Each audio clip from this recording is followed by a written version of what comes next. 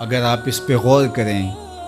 تو آداب معاشرت کا خلاصہ ہے یہ حدیث۔ آقا کریم نے ارشاد فرمایا اتنی دیر تک کوئی شخص کامل مومن نہیں ہو سکتا جب تک وہ اپنے مومن بھائی کے لیے وہ پسند نہ کرے جو اپنے لیے پسند کرتا ہے۔ ایک اچھا معاشرہ تشکیل دینے کے لیے آپ کو کوئی رہنما اصول چاہیے گا تو اس سے بہتر آپ کو کوئی اصول نہیں ملے گا۔ اپنے لیے بہرحال بندہ بہتر ہی چاہتا ہے، تو جب وہ اس مزاج میں ڈھل جائے کہ میں اپنے مومن بھائی کے لیے، اپنے معاشرے کے دوسرے افراد کے لیے بھی وہی چاہوں گا، تو پھر مجھے بتاؤ کہ معاشرے کے اندر پھیلتی ہوئی روحانی بیماریاں، حسد، حقد، بغض، کینہ، نفرت، ایک دوسرے کو نیچا دکھانا،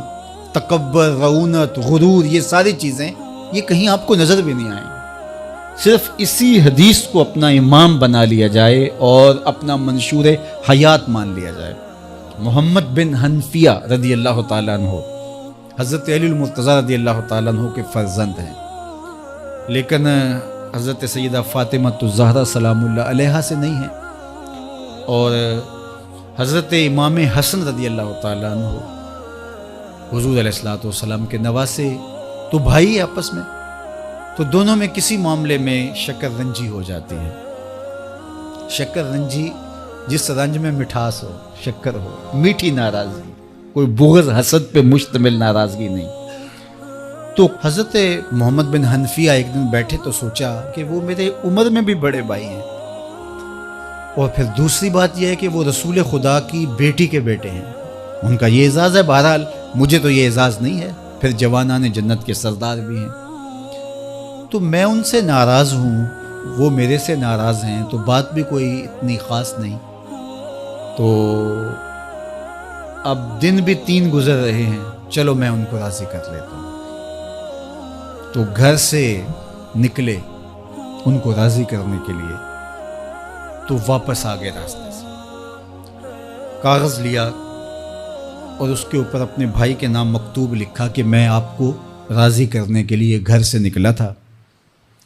لیکن راستے میں مجھے حضور علیہ السلام کا فرمان یاد آیا کہ جب 2 مومن بھائی آپس میں کسی معاملے میں الجھ جائیں، ناراض ہو جائیں، تو جو صلح میں پہل کرے گا وہ جنت میں بھی پہلے جائے گا۔ تو میں تو یہ گوارا نہیں کرتا کہ آپ سے پہلے جاؤں، تو میں ناراض ہوں، آپ آئیں اور مجھے منائیں۔ تو حضرت امام حسن نے خط پڑھا اور مسکرانے لگے، اور آپ تیزی کے ساتھ تشریف لائے اور اپنے بھائی کو کہا اچھا مان جاؤ پھر، تو وہ مننے کے لیے تو پہلے ہی تیار تھے نا۔ تو جب آپ اپنے مومن بھائی کے لیے وہ پسند کریں گے جو اپنے لیے پسند کرتے ہیں، تو پھر زندگی گزارنے کا مزہ آنے لگے گا۔ نفس روکتا ہے یہ چیز میرے پاس ہے اس کے پاس نہ ہو، یہ اعزاز میرے پاس ہے اس کے پاس نہ ہو، اور اس کی ایک اپنی لذت ہے اور وہ مادی لذت ہے، اور ایک ہے باطن کی، روح کی لذت۔ تو روح کی لذت نفس کی لذت سے کہیں زیادہ اور کہیں دیر پا اور کہیں مختلف ہے۔ اس لیے جب آپ قربانی دیتے ہیں، ایثار کرتے ہیں یا کسی کو ترجیح دیتے ہیں، تو اس کی جو روحانی لذت ہے، آپ کو بھوک لگی ہوئی ہے، تو آپ کو ایک روٹی مل گئی ہے، تو آپ کو ایک ایسا شخص نظر آیا جو آپ سے بھی زیادہ بھوکا ہے، اور آپ کسی نمائش کے لیے نہیں، محض اللہ کی رضا کے لیے اس کو روٹی دے کر کے دیکھیں، خود بھوک کاٹ کے دیکھیں، وہ مرغن کھانوں میں سرور نہیں آئے گا جو اس بھوک میں لطف آپ کو آئے گا۔ تو حضور علیہ السلام کا یہ فرمان اپنے عمل کا حصہ بنا لیں، اور اپنے بھائیوں سے، جو خونی رشتے سے جڑے ہوئے بھائی ہیں، وہاں سے شروع ہو کر کے پورے معاشرے کے اندر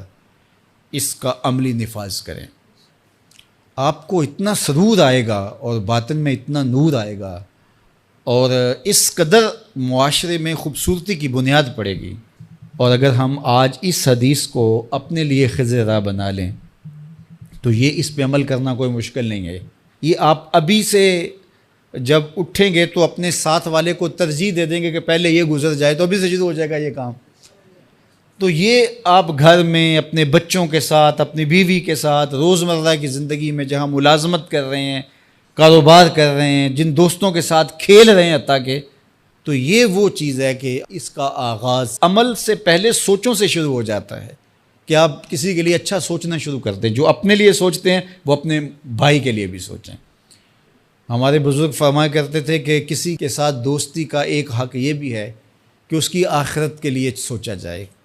کہ یہ میرا دوست ہے تو دنیا میں میرے ساتھ ہے تو حشر میں بھی جنت میں میرے ساتھ ہو. تو اس کی ہدایت کے لیے اگر نماز نہیں پڑھتا تو اس کو نماز کی طرف لے کر آئیں. اگر اس کے معاملات کے اندر خرابیاں ہیں تو ان کو دور